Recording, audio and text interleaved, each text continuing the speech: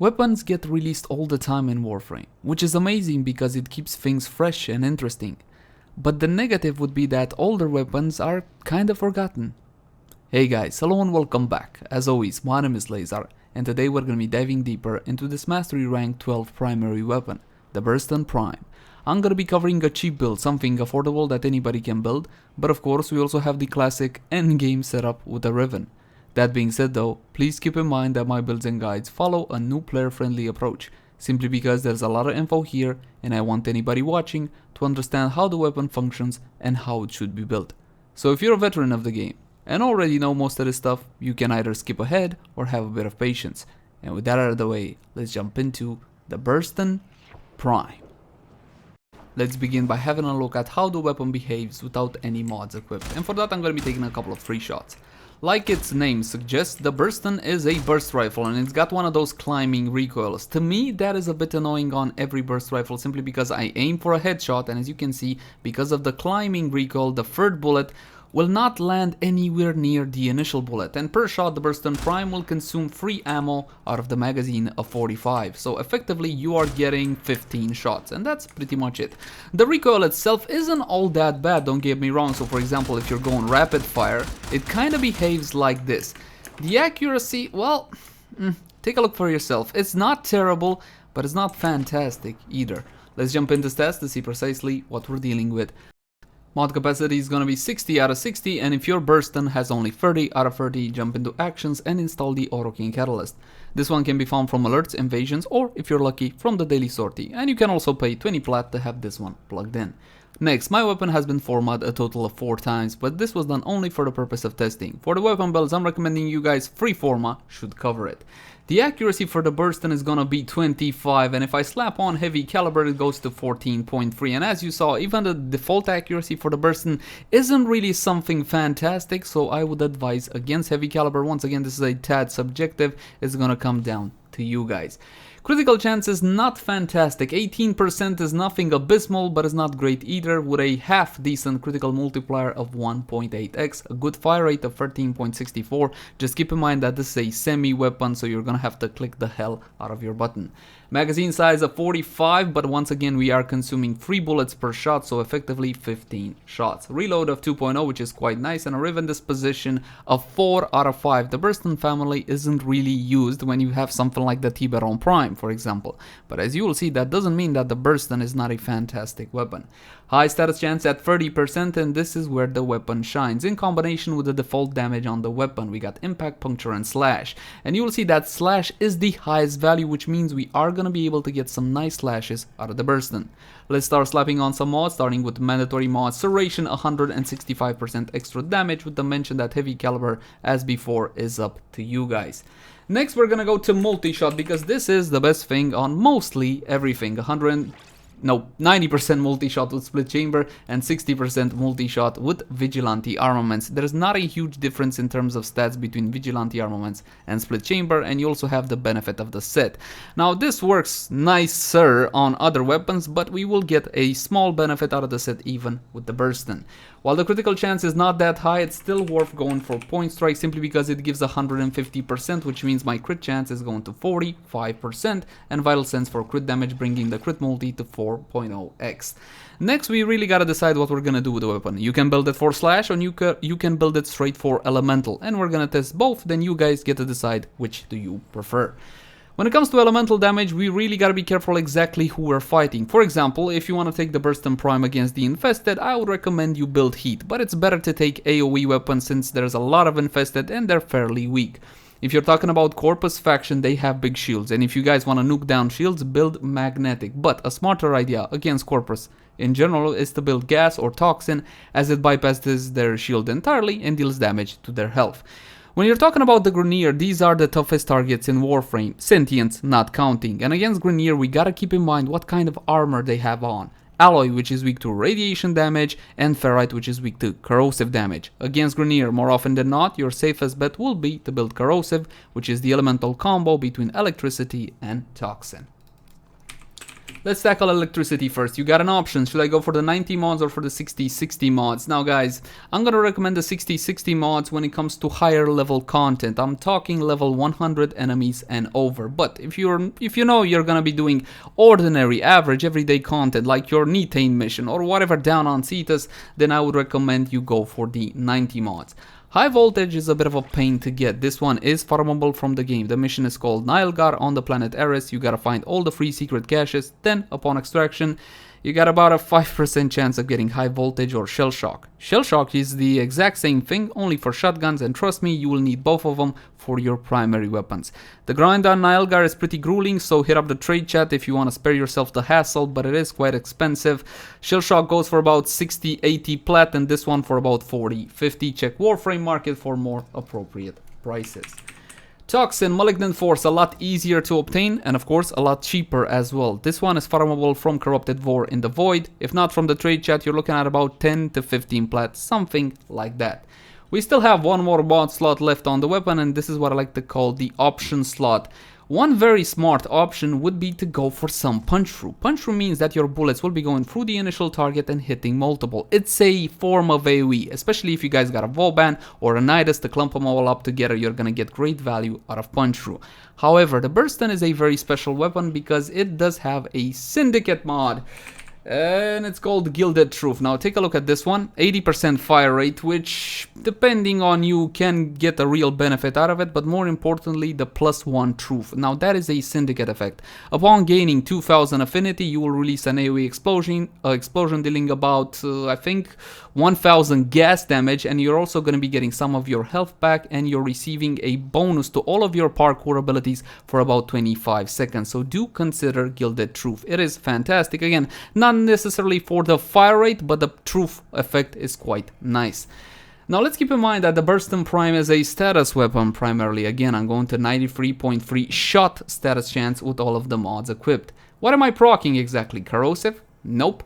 Impact, Puncture, and Slash has a 4 times greater chance of proccing over elemental types such as Corrosive, so it's kind of like this. Slash is first, then Impact, Puncture, and Corrosive are at the same value. More or less 0.1 difference, something like that.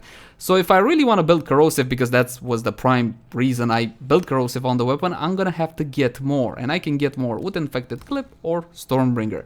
With 500 corrosive, that is #1 on the proc picking priority. And if you guys don't have high voltage and don't want to farm it, simply use Stormbringer instead of it. And this is going to be the initial build I'm recommending to you guys. So let's test it and see if it's got a kick or not. But before that, let me make double sure that I'm not cheating with any arcanes or auras. There we go. I'm going to be spawning in level 120 Corrupted Heavy Gunner. These are above sortie free, so this should be a worthwhile test. Now let's see what the Burston can do. Ah, take a look at that. Not bad, is it? Not bad at all. A lot of damage, and I'm standing still so I don't get the benefit from Volt's passive. That is definitely pretty good. I can take out one of these high-level targets in a full clip with no problem at all. Now, you might be confused regarding the orange crits. Why are you orange critting with 45% crit chance? That is the effect of Vigilante armaments. That is one of the reasons that I more often than not recommend this fantastic mod. It doesn't happen often, but when it does happen, it is absolutely bloody glorious. Now this is a way you can build a Burston Prime, and again, this is the build I'm recommending to you guys, with the mention that keep in mind the elementals depending on what you're fighting. But there is another way. What you can also do is build it for slash. As you can see, there are a few slash procs on the target, so why don't we help it out to slash a tad more? And this is the next build we're gonna be showcasing.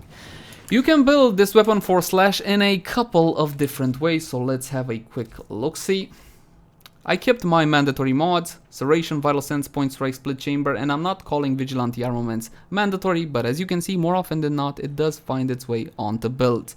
Where can I get my slash? Well, I can get it through the weapon's innate slash value and that good status chance, or I can use Hunter Munitions. Hunter Munitions currently in Warframe is a very strong mod, so I don't say overpowered anymore. 30% chance to apply slash that to stun an enemy on critical hits. What is my crit chance? 45%. Not that good, but I will be getting some slashes out of Hunter Munitions and some slashes out of the weapon's innate slash value. for the Burston Prime, the best slash build will be to double dip into slash sources. So once again, one through the critical chance and one through the status chance. When building a weapon for slash, it's a very smart idea to build a viral elemental combo. Viral on a status proc will reduce the maximum health of a target to 50% for the duration of the viral effect. So basically, in that time, your slashes are kinda dealing double damage. In a way, you get how that works. So let's build some viral, which is the elemental combo of cold together with toxin. We're not gonna go for the 90 mods because we want a higher status chance so we can proc more slash, rhyme rounds, and malignant force.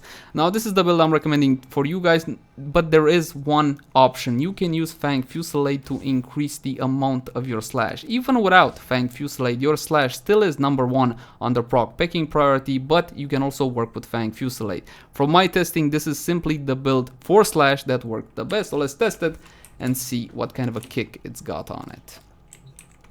Same targets as before, so we can compare nicely to the elemental corrosive build. And I'm just gonna repeat the exact test procedure. So as you can see, I'm getting consistent viral on the target and plenty of slashes. Most of those slashes are coming from the weapon's status chance. And some of the slashes are coming from hunter munitions. Pretty good, isn't it? Yes, it does work quite nicely. If you want to build a Burston for slash, you can do so as well. Now there is another way to build a weapon for slash. What if I forsake my status chance altogether and just go for more crit so I can get more value out of hunter munitions? That is a way you can go. Unfortunately for the Burston Prime, because that base status chance is only 18%, is not better than something like this. So you saw the results with this. Let's try with more critical chance and critical damage. Critical delay not counting, honestly, that is not a very good mod in general, guys. If you want to get your 100% critical chance on some weapons, that it's kind of worth it, but more often than not, I recommend you stay away from critical delay. So let's drop viral altogether and build more critical chance and critical damage. Why the hell not? Argon Scope, this one is a kinda expensive 200 plat from the trade chat, only obtainable from the Acolyte event. It's not 100% needed, but if you do have it, it will come in very handy on a lot of builds. And bladed rounds for crit damage. So Argon Scope will get me more criticals, so therefore more slashes through hunter munitions, and more critical damage will mean higher value slashes. So let's test the weapon out like this. On a higher critical chance weapon, a build such as this will give you better results than going through status and viral, but on the Burston, that's a full clip. Not really, but let's kill a target first so we can get the bonus from bladed rounds. Yes, more critical damage and all whatnot. There we go, got the bonus.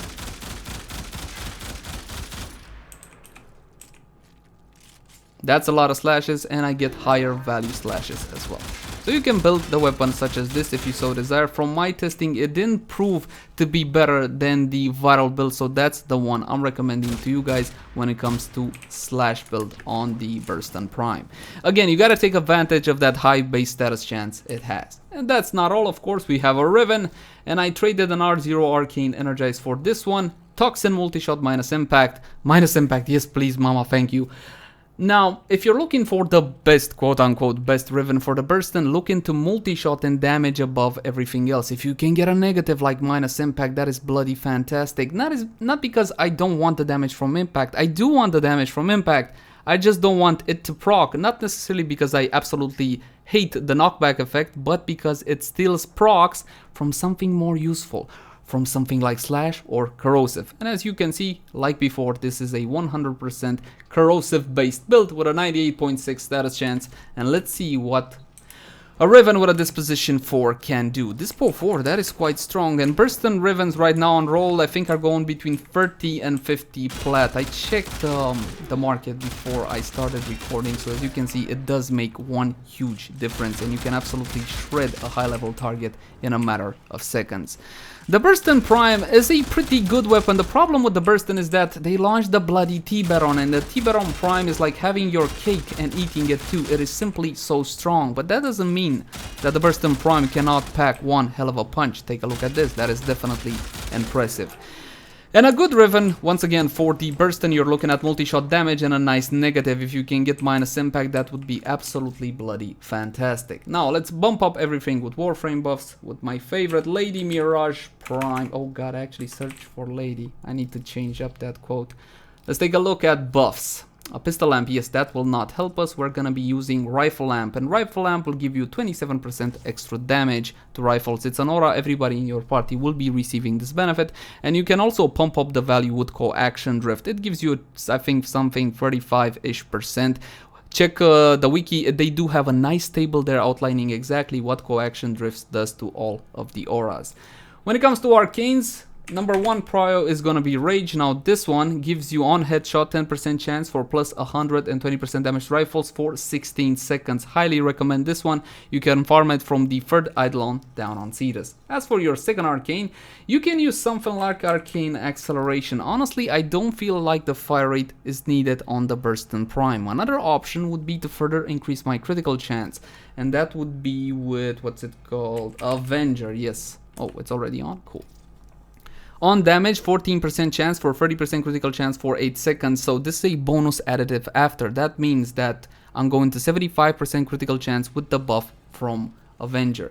Highly recommend this one, once again from the third Eidolon down on Cetus, and we're going to be testing the weapon out like this. We're going to have to unpause the AI, however, so I can get my buff from Arcane Avenger. Activate Mirage's third ability for a massive damage increase as well as her clones. Now let's see what the Burston can do. As you can see, it can tear through high-level targets in just a couple of shots. That's 2 shots for that guy, 2 shots for that guy. I'm kind of aiming nice and slow, but if you're closer, you can go for something like rapid fire and absolutely murder everything around you. But as you can see, the Burston Prime is not a bad weapon. It's a forgotten weapon, but it packs one hell of a punch, and I do recommend it as long as you enjoy burst rifles. Personally, I have a problem with them simply because of the climbing recoil, but on the Burston, it's not really all that bad. And that's gonna do it for the review. As always, my name has been Leyzar. Thank you guys so much for watching. Like, favorite, share, and subscribe if you enjoyed the content. If you have any feedback for me or would like to request a specific weapon review, then by all means, leave it in the comment section down below. Now, I can't realistically promise you that it'll be done by next time or even within a week, because these reviews do take quite a bit of time, but I will be reading through each and every comment. You can also find me on Twitch, Facebook, Twitter, all the usual places. Until next time, guys. Bye bye.